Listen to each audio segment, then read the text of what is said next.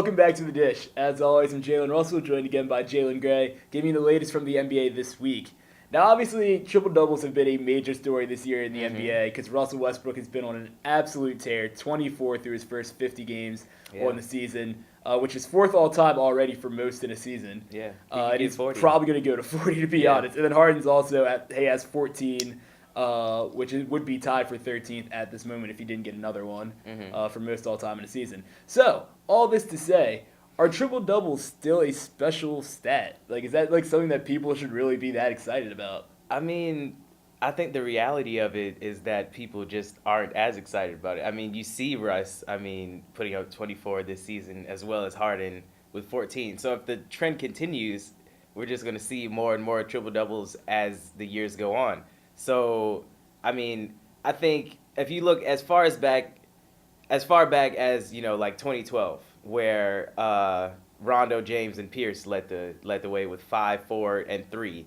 And then you go back to 2011, where Rondo had 6, and the rest of the 11 people that had triple-doubles only had 1. So I think, it was more special back then because it was like, hey, somebody else got 1. Like, it was more special in sheer number, maybe, like the total number of triple-doubles. But the other thing is that when you look at all those years, except for that 2011-2012 season when only 12 people had triple-doubles, every other year people have been right around. There have been around 20 or 25 people that have gotten a triple-double each year. This year there's only 15. Now, while we're at 59 triple-doubles total for the season, when there's only 15 people getting it so far through 50 games, it's not like it's one of those things that anyone can go out there and get a triple-double in any night. It's just that we have guys that are elite now, like a guy like Russ and a guy like Harden and a guy like LeBron James and Draymond Green still. Like, all these guys are just so elite that they can go ahead and get them when they want to almost.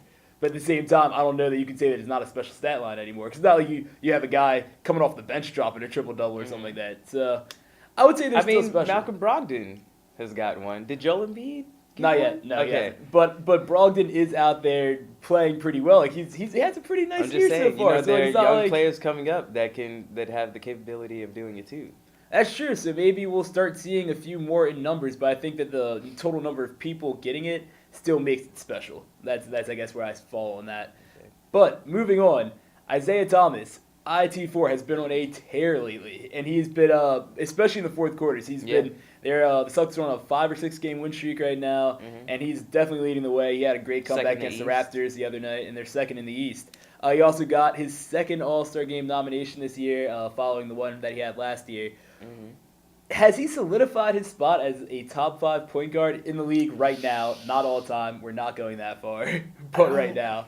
I don't know if I can say that yet. I don't think I can. I mean, the top 4 obviously solidified right now are Russell Westbrook, James Harden now since he wants to be a point guard, Steph Curry, and Kyrie Irving. Yeah. So in that 5th spot, it's hard for me to kick out,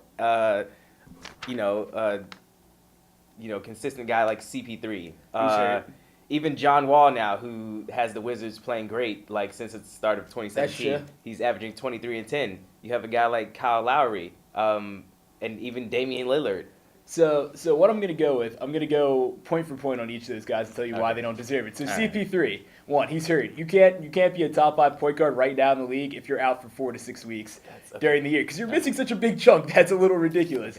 Next, Damian Lillard, not an all-star. Got snubbed, but not an all-star. If you were a top 5 point guard, you wouldn't get snubbed. You're off the list. John Wall is a close one. John Wall, I think, is your best argument. He is playing extremely well, but his team is not in second place.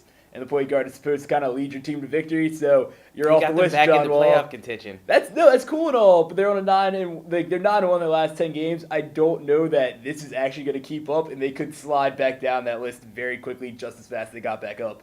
And Kyle Lowry, also not second in your conference, and he also isn't averaging as many points. But he's not averaging as many points for most of the season. He has slightly more assists per game, like half an assist per game. Okay, let's be real. 29.7 points per game. Isaiah Thomas, second in the league. 6.4 assists. He's a great scorer. He's a great scorer, 6.4 but assists. He's not a great point guard. He put Boston back on the map. He got them to be a destination again. They were 25 and 57 the year before he came. They were 20 and 32 the year that he got traded there. And since then, they've won 61% of their games. He totally turned this franchise around. Isaiah Thomas, 5'9", They last draft pick in his they class. also picked up a lot of quality guys. Because of him, They have Jay he Crowder, was the one they that have- brought them in. Okay. He was the one that made that place a destination. Isaiah Thomas, you've got my vote for 5th best point guard in the league right now. All right. I'm sorry. You're a great player, but I can't say you're top John Wall, five. you're a Not close top five. 6th. That's all we have for you this week, though. Thanks for watching. Have a great week.